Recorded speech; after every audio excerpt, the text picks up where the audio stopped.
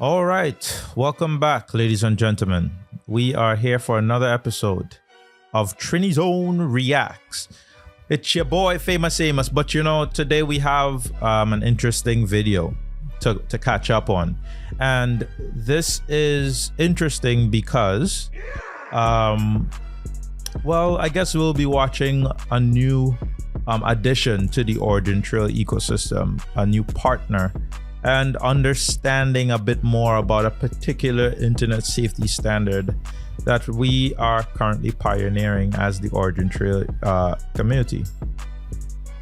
So yes, on the Humanitech webpage, which you can gain access to by going to Humanitech AI, you can see that, what you're looking at here is the start of, a new internet safety standard, right? And the whole goal behind this is to make the internet safe. In the age of AI, we're dealing with deep fakes and all this stuff. So, I would highly recommend you check this website out to learn a bit more about what's taking place here. And I guess this is where it gets kind of interesting. We know these guys. Tomas, Giga, Branimir, Chris Renning, I met him in New York. Have yet to meet Azar. But I believe the Social Dilemma, that Netflix show, he's the creator of it. And today we'll be looking at one of these guys, but guess which one? Bill Tai, right? Bill Tai. From what I understand, he's a venture capitalist investor and quite a big one. So I think it's important to also understand the players that's in this space, right? Like the ones who are helping to pioneer this standard with Origintrail.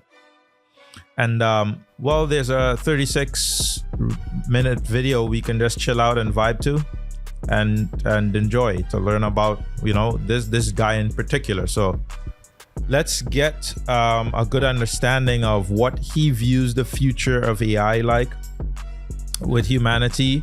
What do these experts, investors and experts themselves actually think, right? And of course, if you're involved in the Origintrail community and you've been around the Origintrail team and such, you know that you're working with experts as well in ethical expert. So let's dive into this video and see what we could enjoy today.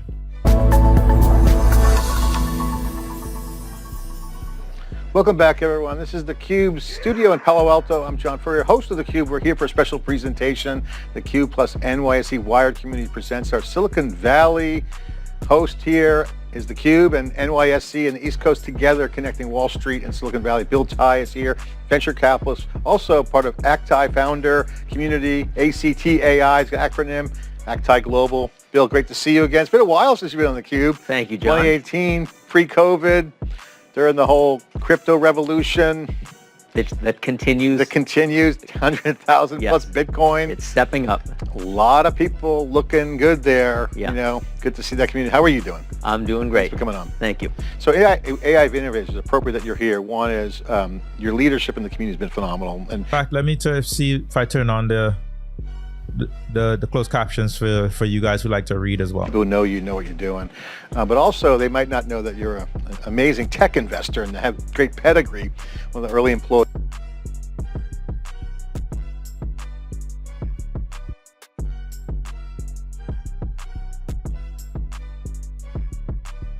at TSMC.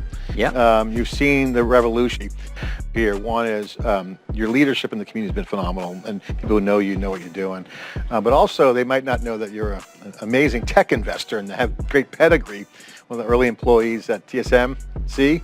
Yeah. You've seen the revolution of the computer industry, and you're kind of also a historian, but also still investing, and you're all part of your community. We're in this wave again. It reminds me of the computer revolution. Sure. And I want to get... So we're seeing like a bit of his background and understanding. Because I actually did not know much about Bill Tai. In fact, I haven't seen this video, by the way. So we're both watching it for the first time to really learn who Bill is, right? So, it's just interesting. Get your thoughts on this, because when you saw that computer revolution of which you were a part of, covering and being a player in, it's got all the same window dressing, but it's bigger. And you get the internet wave, and now the Gen AI wave. So much change is afoot. It's remarkable. I think we've gone from the era. So for a little background, I started in the Valley in the mid '80s when it was still mostly orchards, and the dominating tiny companies that were dominating tech at the time. Intel, National, AMD had all come out of Fairchild, and I joined the CEO of Fairchild at the startup of LSI Logic. And interestingly enough, Jensen Huang, who is a relative of mine, he was there with me. Wait, what? Jensen Huang is a relative of Bill? Are we talking about the same Jensen Huang as in NVIDIA? Oh. So this guy is a relative of the CEO of NVIDIA, and he is an advisor. He has a stake in this organization. Like he is helping to build. Wow. Okay. That's it. That's I did not notice at all. I mean, this is bomb dropping on their own right now, like. And he went off to start NVIDIA, and I helped the government of Taiwan start fine. He was there with me, and he went off to start NVIDIA, and I helped the government of Taiwan start TSMC. Yeah. But that era was really about creating lower friction form factors to move. No, all right, guys, I really didn't know. I really didn't know who Bill Tai was. So an entire Trini Zone video could have been made about just Bill Tai. Electrons around, and people may or may not remember TSMC. Yeah. But that era was really about creating lower friction form factors to move electrons around. And people may or may not remember, even in that era, if you had a TV or a radio that broke, mostly TVs actually, you'd take off the back and look inside, and in the back were a bunch of things that looked like light bulbs. Yeah. And you'd take them to the drugstore and plug them in to find the match, and you'd order one of these vacuum tubes from General Electric or something like that. But the integration of the silicon allowed a lot of logic to be put very densely into parts that led to the creation of the computer and communication. But the integration of the silicon allowed a lot of logic to be put very densely into parts that led to the creation of the computer and communications networks, which then were stuck onto the phone system to digitize it, that then helped facilitate what we know today as the internet. And I think we moved from moving electrons to moving bits representing information. And of course, Google was the organizer of the world's information. Now we're entering an age, I think, where we're moving from the information and access to the information to the context. So what is the semantic web? Which, gosh, this is exactly what we're doing here. Like, this is Origintrail to the T, bringing context, a world of context, and context is truly a superpower that will be brought into technology, or not brought into, but is a requirement of the future of technology because of AI, right? Like, you need to be aware of everything as it relates to data, what a data set is in the age of AI. Who created it? Why was it created? When was it created? Etc., etc. Like, all of these things really matter in the future of AI. Full landscape, like a bird's eye view of all the data landscape is required now. Tim Berners-Lee used to talk about a long time ago, which is not just the information, but the knowledge and the distillation of what that information means. Yep. And it unlocks a whole new powerful wave that it literally is going to touch everything we do. Yeah, and I love that perspective of looking at the early days of the computer industry, because those breakthroughs set generations to come. And then we're building on now an open source culture with software. Yeah. That's expanding and continuing to live through. And now we're at this golden age, this renaissance of the old kind of computer systems, big iron thinking with all these clustered systems. You mentioned NVIDIA. Yep. If you look at what's happening in the high-performance computing era of the past 5 years, it's now an AI world where supercomputing is being democratized. This is one of Jensen's big talking points. Yes. We're generating the future. It's not pre-programmed. So now we're at this new frontier. What do you see out there? Because in a way, there's some similarities, but differences, but the scale's bigger. There seems to be this next kind of generational, multi-generational enablement coming. Yeah, there's a massive structural shift occurring, obviously, because of the compute power that is enabled now by silicon in dense building structures, obviously called data centers. And it is reminiscent a little bit of kind of the mid-90s, 95 to 2002 or so. There was a gigantic wave of infrastructure put up to run the internet. And you might remember that brief period in 1999-2000 where... the bubble. Yeah, at the peak of the bubble, interestingly, I remember looking up the top 5 tech companies that had gotten to what seemed like a very large number at the time, 500 billion in market cap. Microsoft, Intel, Oracle, Sun, and I forgot the 5th one. Yahoo. But yeah, maybe it might have been Yahoo. Yeah, I don't think it got to 500. Okay. But those were the giants of the day, and then obviously that kind of deflated a bit. But we're in this mode now where because the infrastructure build is a very dense revenue placement for other things to run on. It's all kind of upfront, and we're in that wave now with NVIDIA. The world has never seen a company growing at the scale of NVIDIA at roughly 30 billion a quarter now, with something like 75% net cash flow, growing at 100% year over year. Yeah, those margins are incredible. Never happened. Hardware company, but they have software too. So yes. What's the impact of that? Because again, there's multiple threads here. One is the innovation on the enablement of the user experience, society, humanity, Earth, and then there's does it even be able to run? Do we have the power? This is a big question, because there's another vector that has fed into that without people really, it's kind of crept up on people. So obviously this whole open source world of Bitcoin, or currency, so to speak, the mining infrastructure that has been put in place to support that ecosystem has grown tremendously over the years. And because of the heavy competitive dynamic in that industry and the need for really, really high performance compute, the Bitcoin mining industry really led the way with a lot of the techniques that are now being put into regular, if you call it regular computation. But everything from the way data centers are designed, the power density, the cooling systems with immersion cooling, all that stuff was in place in the Bitcoin mining industry 6 or 7 years ago. And now I think if you look at the data centers that traditionally had been x86 style data centers, now moving to GPU clusters, in probably 1995 to 2000, you would build a data center so that each 6-foot rack would be fed by a power feed of about 15 kilowatts. It stayed like that for maybe 9 years, and then it jumped to 25.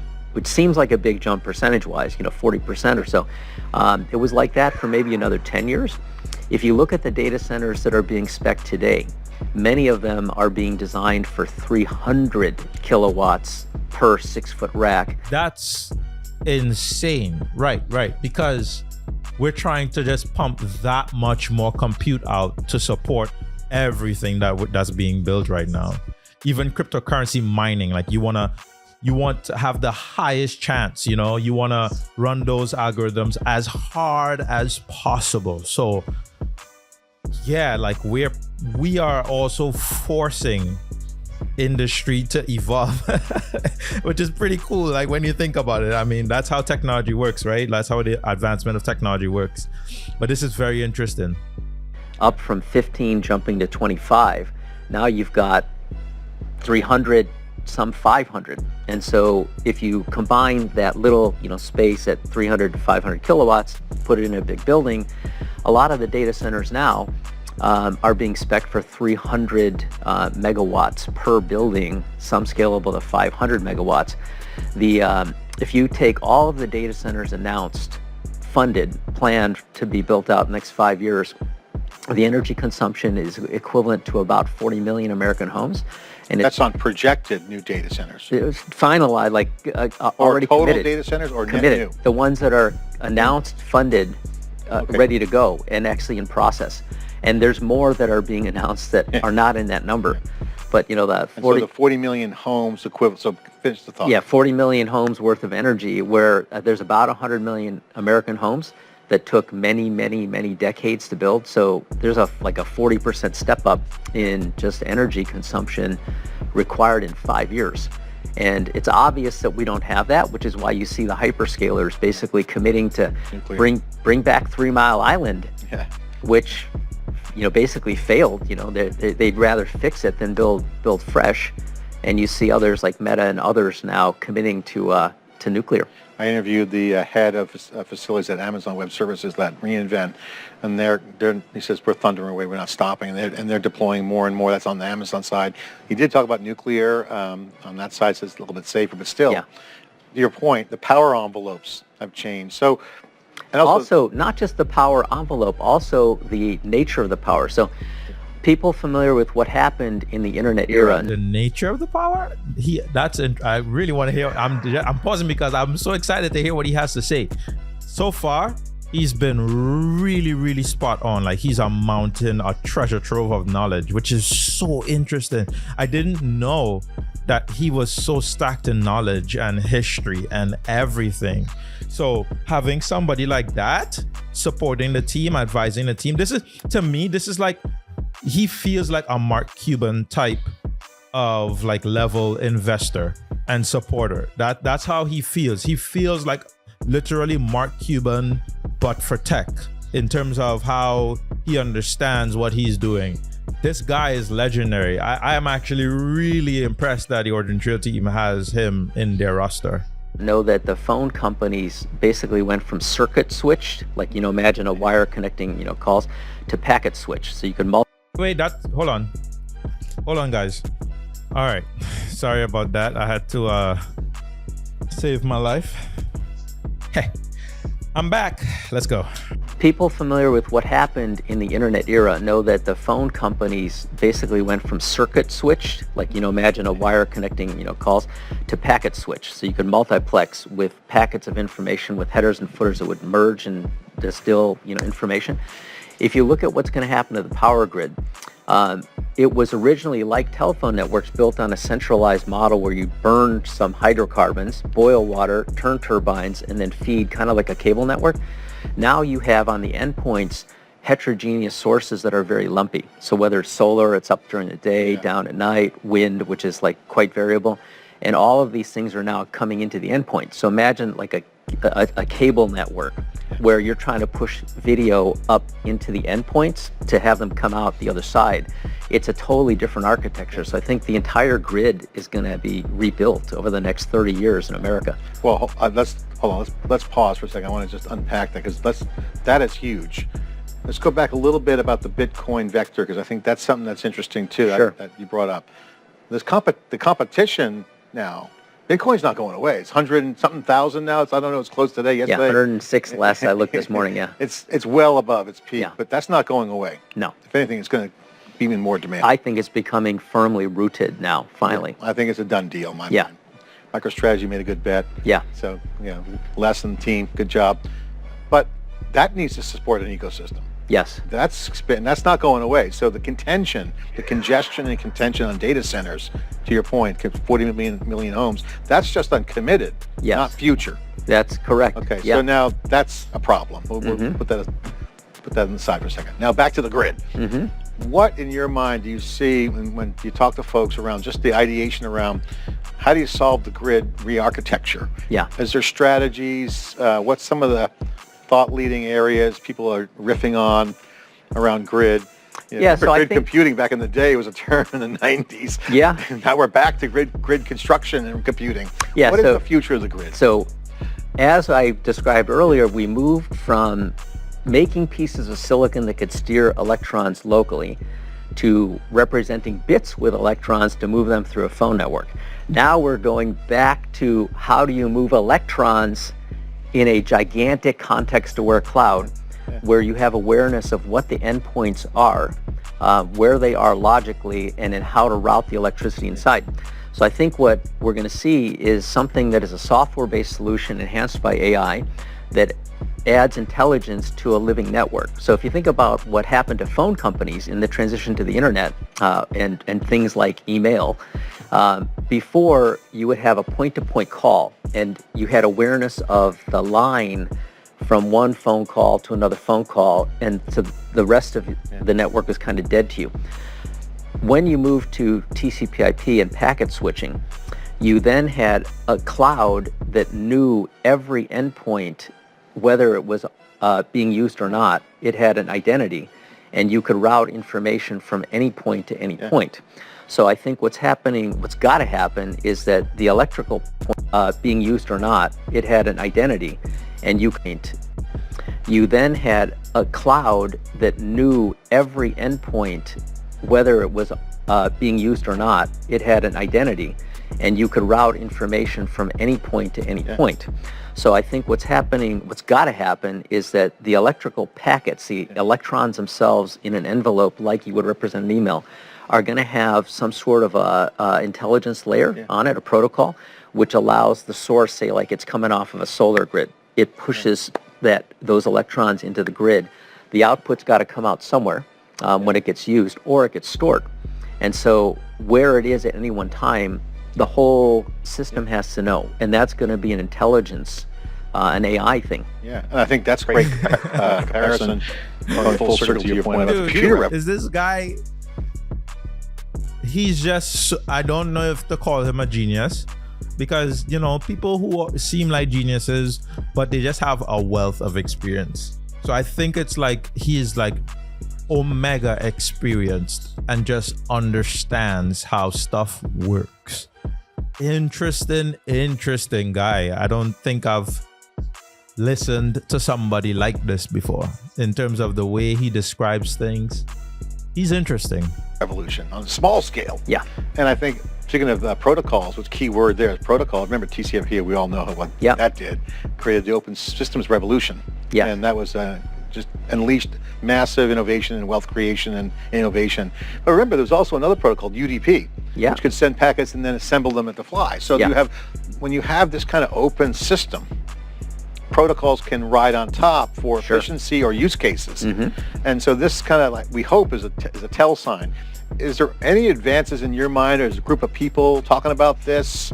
Yeah, I did back a company called Power Ledger, which it is that intelligence layer. So they basically have a software layer that attaches to smart meters, so that in a town like, where do you live here in Menlo? Palo Alto. Palo Alto. So in Palo Alto, if you put a solar panel on your house and you're generating electricity, and let's say you were Bitcoin mining at home. I'm making that up, but let's say Don't tell anyone. Yeah. So Palo Alto's their own power source. Yeah. So let's say you're running a miner, and I don't know what Palo Alto electricity is, but I'm guessing at peak it's probably 25 cents a kilowatt hour, something like that.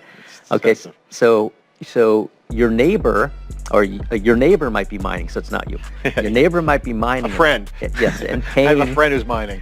And having to pay the power company 25 cents a kilowatt hour.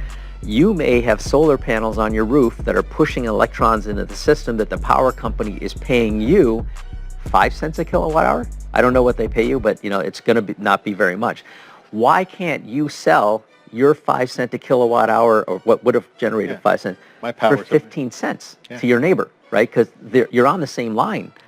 So it's a software question. It's basically, how do you have a software agent on each one of those things? It's the Napster of energy. That's it, peer-to-peer. It's how do you have peer-to-peer sourcing and usage. The Uber of energy is probably a better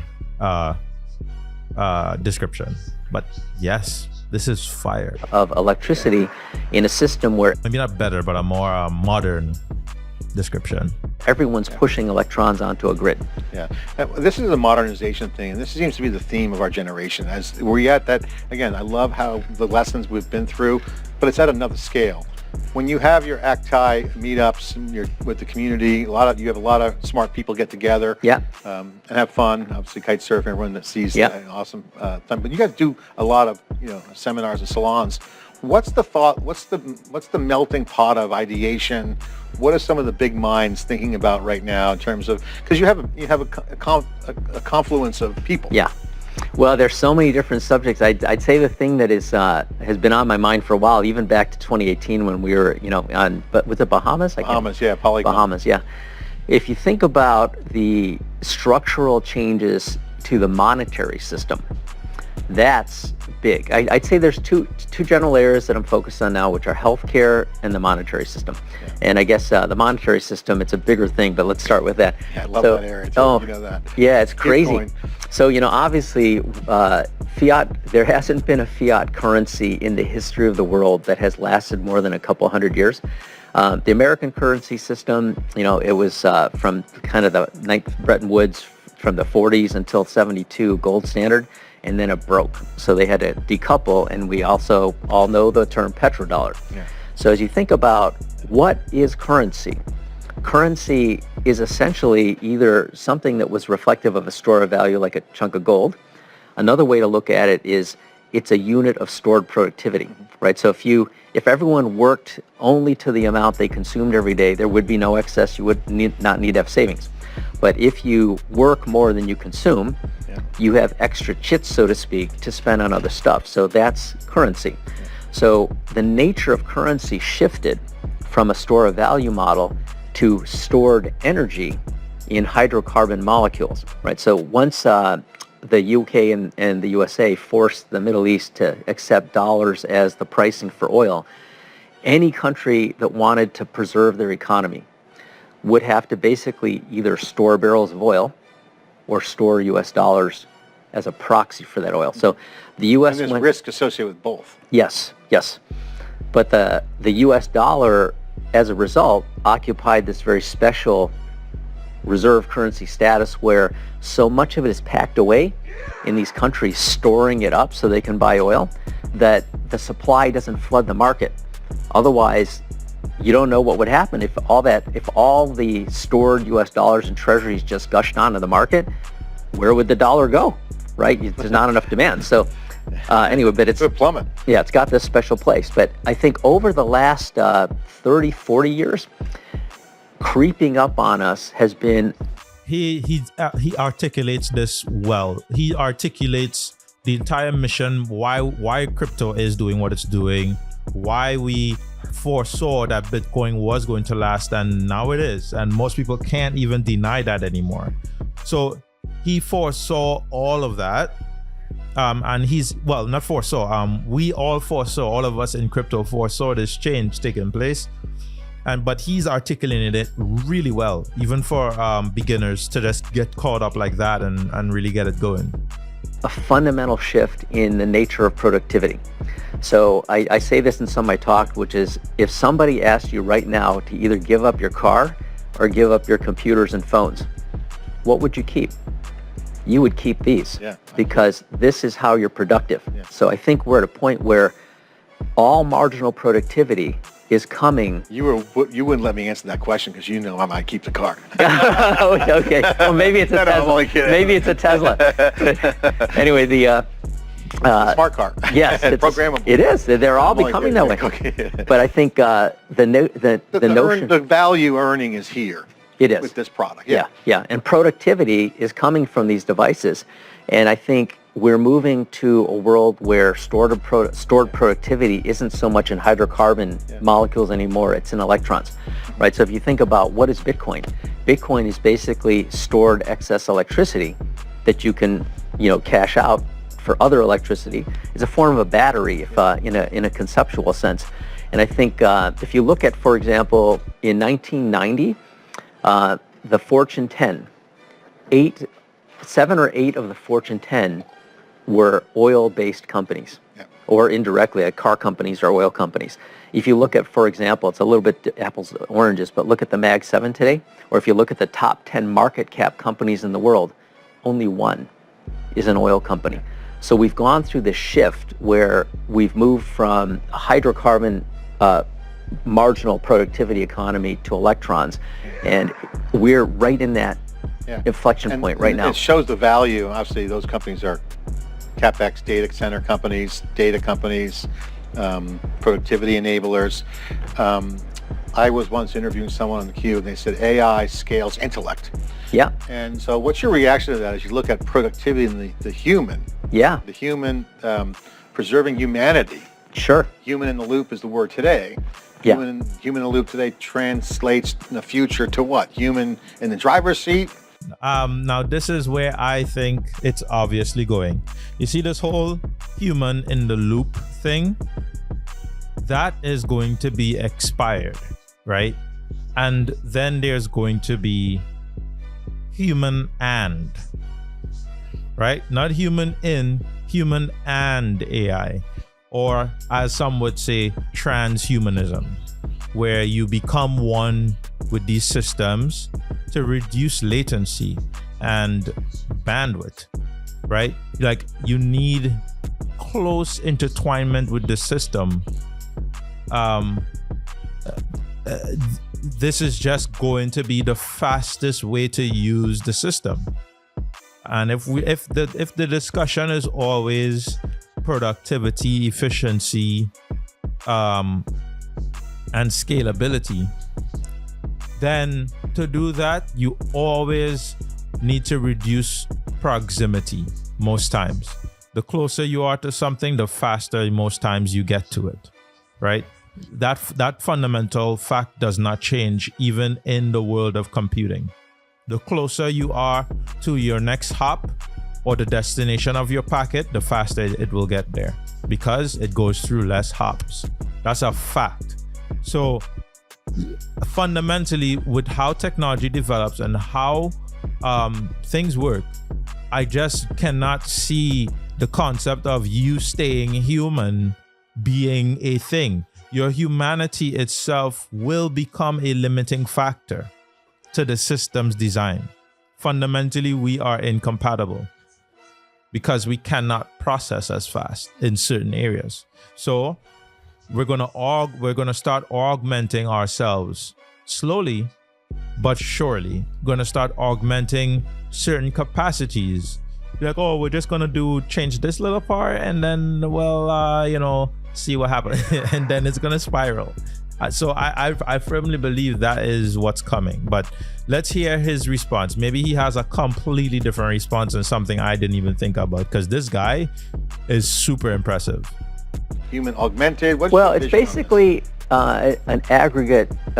AI presents an ability to put aggregate knowledge of humanity or a large number of people into an individual's brain.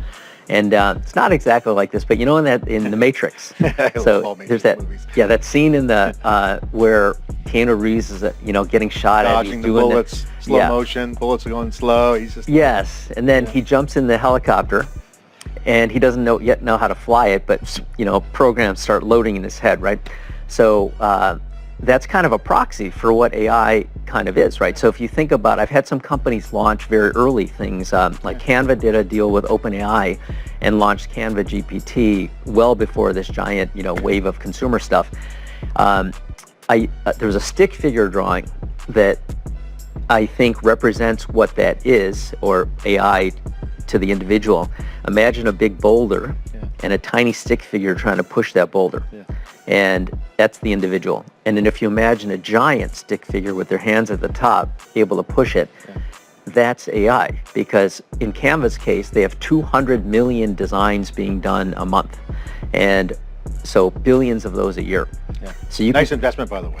Thank you. So you can take, billions of people's knowledge and distill that into one person's head.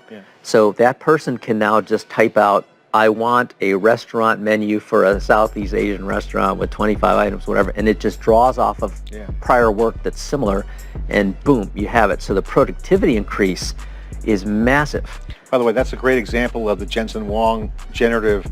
That was not pre-programmed. It's not in a database somewhere. That was a run. Again, this is an argument about the productivity. Not so much efficiency, but I guess, yes, efficiency is a part of productivity. But again, latency is something that needs to be discussed, or the reduction thereof. Runtime, generative, prompt Yes. that assembled and shipped Instantly. in real time. Yeah. Because when you think about it like this, right? Large language models, our interactions with things like OpenAI, ChatGPT, the text prompt version is like the DOS interface when computers were first released, right?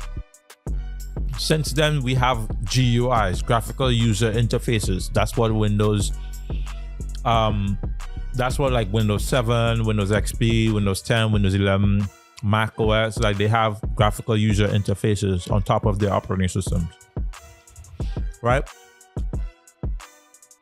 The same shift has to take place for AI, where we move from prompts and chat interfaces to another form of interacting with the core functionalities that is AI, that AI presents. So it's just interesting because throughout that process, what's happening is a reduction in latency, right?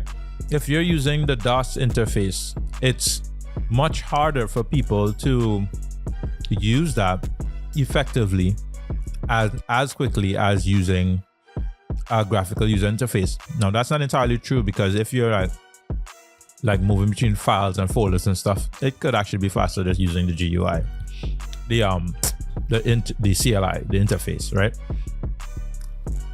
The command line interface. But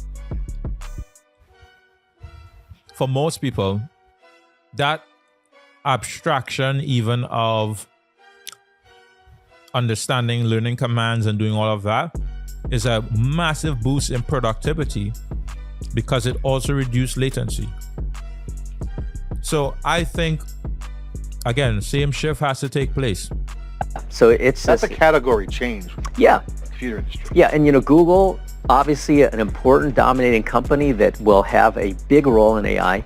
But if you think about how you traditionally use Google, you find the information and then you would have to go and do it yourself.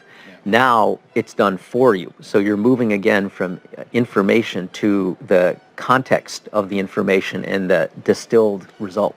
Bill, you're such a great guest to have on theCUBE. I mean, we could go another hour. Your masterclass will still go a little longer, because I want to ask you about entrepreneurship and the ecosystem around innovation, not just from a wealth creation standpoint, because that's a side effect of Sure. being in the arena and or making good bets. But you've seen many waves of innovation. You participated in them. Entrepreneurship is kind of the same but different. It's always kind of the same. Opportunity recognition. Yeah. People brave enough to go after opportunities that they see. Sometimes they're crazy when they see it. Yeah. And they have to keep that to themselves. Or if they're like me, they'll say it out loud and then be called crazy. But that's the classic case. But the environments change. Mm-hmm. In your history, you've seen a lot of the formations. Today, we're living in an era where there's new things we've never seen before. You mentioned some of the things that are going on in the world. One, cloud is inexistent. That's Yep. an economic force. Mm-hmm. Amazon, Google, Facebook, Facebook's the next Google. hyperscalers, It's yeah. all there, Mm-hmm. large scale. Yeah. It's like the telephone company on steroids. Yeah. Ready to work. What is the entrepreneurial equation? And now you have network effects, where obviously the Cube and the NYSE are rolling out this first generation of the NYSE wired network. That's Brian Bauman's effort. Network effects have been around for a while, but when you start getting intelligence and data, that stick lever, the rock, you're starting to see data and people come together. Yeah. You have a very successful network and your community. You've been doing this. So network effects, cloud, data, AI, and now old school networking. Yeah. Communities are back in vogue. It's interesting. If you think about what when the early internet came out, you had these. AI will enhance entrepreneurship significantly, I believe. Organizations. I don't know if you call them organizations. The Well and Usenet news groups. The Edge or the what were they called? All these different groups. Yeah, they're a bulletin board community. Yeah, basically converted into public. Yeah, people that couldn't find people like themselves physically in their neighborhood, so they would come online and they would either stumble across or be directed to other groups that were like them, so that they had a way to have similar interests and express their similar interests around subjects that were interesting to them. A lot of them were medical things, rare diseases, things like that. But I think we're in a supernova period for that kind of behavior, because if you think about the size of market, I can still remember, I think in the early 90s, before the internet hit, big companies in software selling 5-inch floppy disks were lucky to have 1 to 2 million customers a year. That was a big number, because there were only 20 million PCs sold a year. So having 5 or 10% market share was huge. Yeah. And so companies like Lotus 123, I don't know if it was still around there, but companies like Lotus 123, WordPerfect, they were giants of their day. Shrink wrap package software. Yeah, with 1 million customers a year, and price points that were very high, because you had to support the developer. Now you have instant reach, and you have products like ChatGPT or Threads that when they come out, it's 100 million users in a matter of days or weeks. Yeah.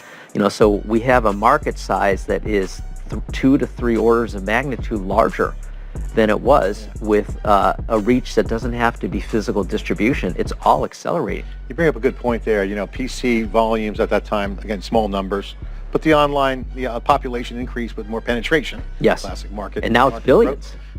Mature market. Online internet, remember? The online population, Barry Meeker used to go up there every Morgan Stanley and say, online populations grew 10% this year. Yes. 20 million. Yes. Okay, wow, huge number. But okay, so penetration of laptops, phones, all penetrate devices, billions.